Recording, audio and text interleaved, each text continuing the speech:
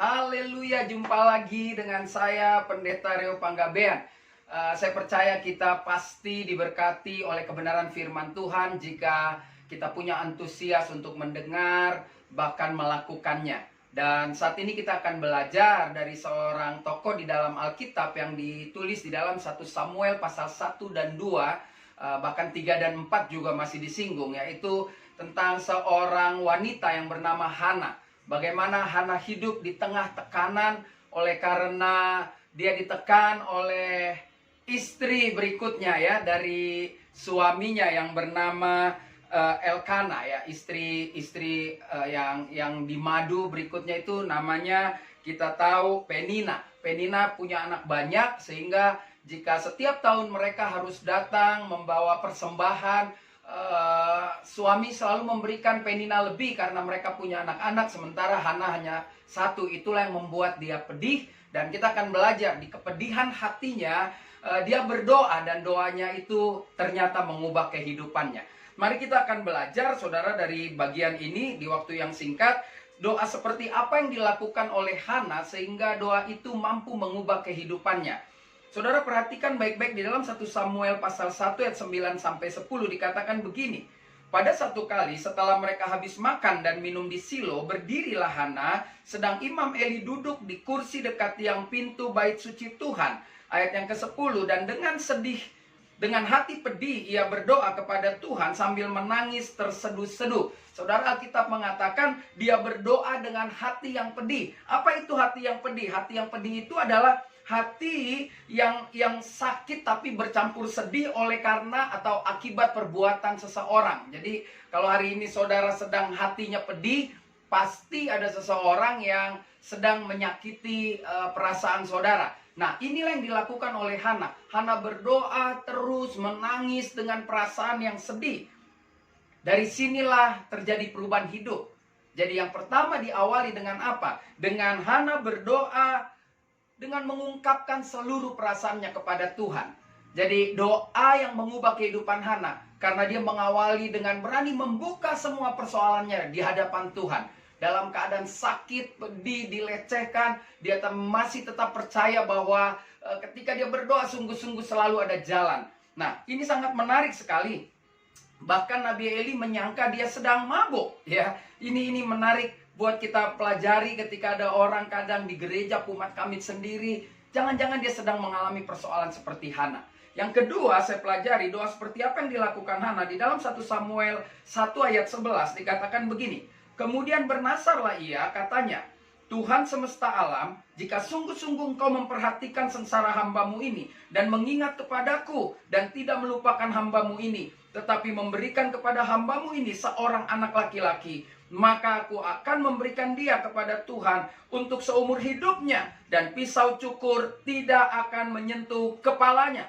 Nah, saudaraku, yang kedua, setelah dia bergumul di dalam doanya, lalu ketika bahkan dia disangka mabuk oleh imam atau Nabi Eli, dia pun bernasar. Bernasar itu artinya berjanji akan berbuat sesuatu jika yang diingini tercapai. Nah, yang kedua, doa apa? Doa seperti apa yang dilakukan Hana sehingga dia mengalami perubahan dalam hidupnya? Hana berdoa dengan janji yang siap dia laksanakan. Jadi nggak asal ngomong, nggak asbun. Ketika kita kadang-kadang ada dalam pergumulan, kita suka janji kan, janji sama Tuhan, begitu sudah beres, ya pura-pura nggak tahu gitu loh, saudara. Hana ini benar-benar kalau kita tahu di akhir cerita kan dia memang menyerahkan Samuel seumur hidupnya untuk ada di rumah Tuhan. Jadi yang kedua, Hana berdoa dengan janji yang siap dilaksanakan. Yang ketiga, saya pelajari seperti apa yang dilakukan oleh Hana. Doa seperti apa yang Hana kerjakan, lakukan sehingga hidupnya berubah. 1 Samuel pasal 1 ayat 15 dan 16 berkata demikian. Tetapi Hana menjawab, bukan tuanku, aku seorang perempuan yang sangat bersusah hati. Nah, ini ketika dia disangka mabuk, dia menjawab kepada Eli. Dikatakan, anggur ataupun minuman yang memabukkan tidak kuminum, melainkan aku mencurahkan isi hatiku di hadapan Tuhan. Ayat 16, janganlah anggap hambamu ini seorang perempuan dursila, sebab karena besarnya cemas dan sakit hati, aku berbicara demikian. Ada kata aku berbicara demikian itu menjadi perhatian buat saya. Berbicara demikian lama kepada Tuhan, itu dia sedang menikmati curhat dengan Tuhan. Kadang ada orang berdoa, tapi dia tidak menikmati ngobrol sama Tuhan. Dia doa ya udah asal mau tidur, asal mau makan. Nah, doa yang mengubah kehidupan Hana adalah ketika dia meluapkan seluruh isi hatinya. Ketika dia mau berani menepati janjinya. Lalu yang ketiga, dia berdoa dengan kepasrahan dan percaya sepenuhnya kepada Tuhan. Jadi ketika dia curahkan isi hatinya, lalu dia mulai bernasar, dia tidak paksa, dia pasrah dan percaya sepenuhnya sama Tuhan. Ini sangat menarik sekali karena dia bilang, aku bicara demikian lama. Jadi dia menikmati pembicaraan dengan Tuhan dan dia punya kepasrahan yang menarik. Yang keempat saya pelajari di dalam peristiwa Hana ini, doa seperti apa yang dilakukan Hana sehingga mampu mengubah kehidupannya. Di 1 Samuel 1 ayat 17-18 berkata demikian, jawab Eli, pergilah dengan selamat, dan Tuhan Israel akan memberikan kepadamu apa yang kau minta daripadanya. Ayat 18, sesudah itu berkatalah perempuan itu, biarlah hambamu ini mendapat belas kasihan daripadamu. Lalu keluarlah perempuan itu, ia mau makan dan mukanya tidak muram lagi. Alkitab saya garis merah dengan tulisan, ia mau makan dan mukanya tidak muram lagi. Tidak muram lagi artinya tidak sedih lagi. Artinya berseri-seri, artinya bercahaya, punya gairah hidup. Nah, doa yang mengubah kehidupan Hana ketika Hana memiliki iman yang teguh dengan percaya sepenuhnya kepada Imam Eli. Makanya ketika dia sedih, dia ungkapkan perasaannya. Seorang hamba Tuhan, tentu saudara harus lihat-lihat hamba Tuhan yang mana, ya kan? Seorang hamba Tuhan berdoa, lalu dia keluar dan tidak sedih lagi. Dia pasrah ketika doa itu pasti menjadi doa dalam bahasa sekarang. Mujarab nih doanya, gitu kan? Yakin sekali dengan doanya. Dan dia mulai makan. Berarti ada kepastian, ada keyakinan, ada iman, ada sesuatu yang dia percaya ketika hamba Tuhan ini berdoa. Dia melihat ada sesuatu yang sulit memang kita ceritakan karena itu bicara tentang iman dan keyakinan. Ini menarik sekali saudara. Jadi 4 tindakan waktu dia berdoa yang dia kerjakan sehingga mampu mengubah kehidupannya. Nah, yang menarik adalah perhatikan baik-baik apa yang dilakukan Hana sehingga mampu mengubah kehidupannya. Setelah dia berdoa, lalu dia mengerjakan apa yang dia doakan. Mari perhatikan baik-baik di ayat 26, 27 dan 28 di dalam 1 Samuel pasal 1. Dikatakan begini, lalu kata perempuan itu, mohon bicara tuanku, demi tuanku hidup. Akulah perempuan yang dahulu berdiri di sini dekat tuanku dan berdoa kepada Tuhan. Ayat 27, untuk mendapat anak inilah aku berdoa. Dan Tuhan telah memberikan kepadaku apa yang ku minta daripadanya. Ayat 28, maka aku pun menyerahkan kepada Tuhan. Seluruh hidup terserahlah ia kiranya kepada Tuhan. Lalu sujudlah mereka di sana menyembah kepada Tuhan. Poin yang kedua tadi, Hana berdoa dengan membuat janji kepada Tuhan. Dan bagian ini digenapi. Jadi apa yang dilakukan juga oleh Hana setelah doa-doa itu yang tadi kita bahas akan mampu mengubah kehidupannya, dia mengerjakan. Dia serahkan Samuel untuk seumur hidupnya ada di rumah Tuhan. Bahkan ada kata-kata seumur hidupnya terserah Tuhan, ya. Jadi ini menarik sekali. Bukan berarti setelah menyaksikan tayangan ini saudara rame-rame bernasar. Jangan saudara, mesti mikir-mikir kalau janji sama Tuhan, ya. Janji sama orang masih bisa mangkir, sama Tuhan nanti dikejar saudara, ya. Nah, mari kita lihat lalu apa yang mengubah kehidupan Hana melalui doa dan tindakannya. Jadi pertama melalui doanya hidupnya berubah, melalui tindakannya hidupnya juga berubah.